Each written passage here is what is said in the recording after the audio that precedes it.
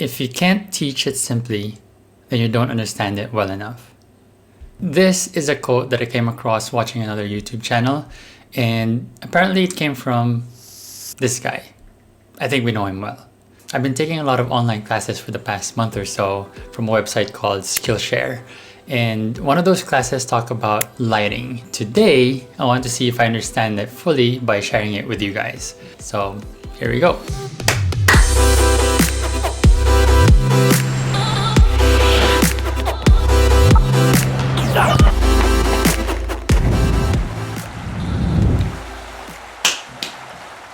Okay, so the goal is you want the subject to pop out.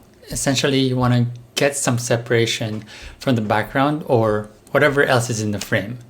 So in that case, the viewer can actually focus on the subject. So the question is, how do you do that, right? Especially in my case, it's not really ideal. I'm literally in one corner of the living room in 4x4 square corner, right? So we have to start by turning off all the lights. So by cutting out all the sources of light, meaning ceiling lights, windows, lamps, all that stuff, you gain control of the whole scene. I think now is a good time to introduce your main light, also known as your key light. So that's your key light. This is one of those items that you see in other people's studios that has like a big dome in front of it and takes up so much space. I can't do that. Number one, like I said, I'm literally in a small 4x4 corner of the living room. So can't have that light take so much space.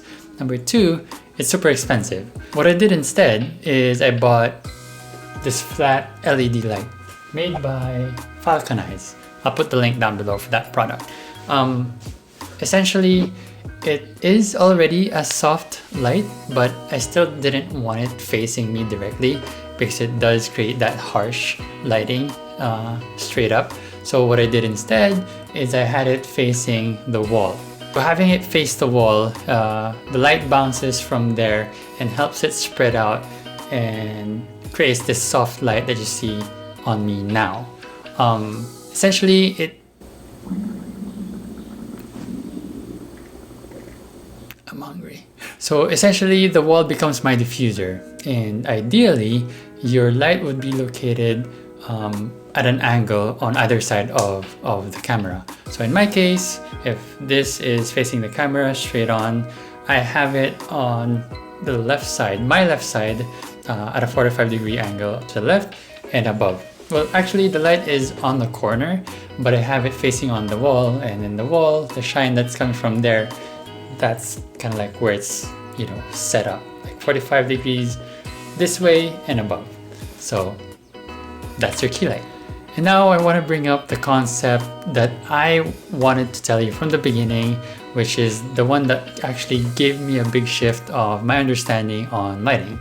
And that's the concept of alternating highlights and shadows. So let's take this one for example. We have just one light shining from this side of the camera.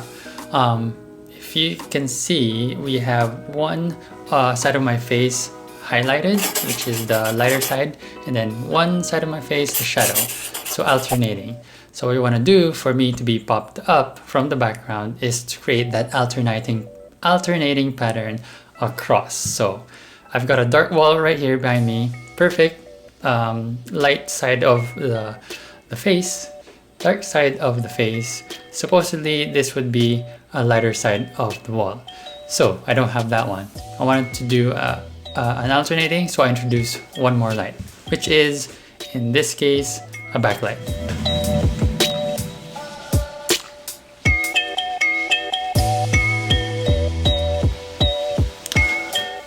Okay, so now as you can see, I have this light on my edge on this side of the frame. Dark wall, light face, shadow face, and then a lighter edge, and then the dark wall. So that helps in popping me up further to the camera. Another thing that you can do is add a background light, which in my case, it would be this. Okay, so that light is my background light. And if you noticed, I think that helped separate me further from the background. So if you're not in the studio, you would think about that concept and, you know, apply the same structure on your framing and your lighting. So yeah, so that's something that I wanted to be able to explain to you guys. Hopefully you guys understood it. What do you think? Is it good? Is it no good?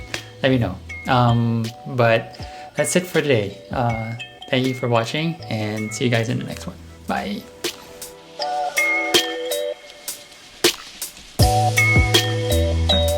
Actually, before we end this video, I wanted to show you what my lights look like.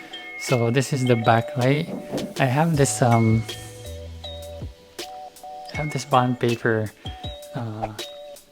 taped on there because I didn't want it shining on the wall. So you can see the difference, you know, so it's directly on me while I'm sitting there. And this is my Phillips Hue light setup. So that's Phillips Hue Bloom. And this is the key light, the main light. It's from Falcon Eyes SO-28td. Thank you for watching. Hope you guys understood it. See you in the next one.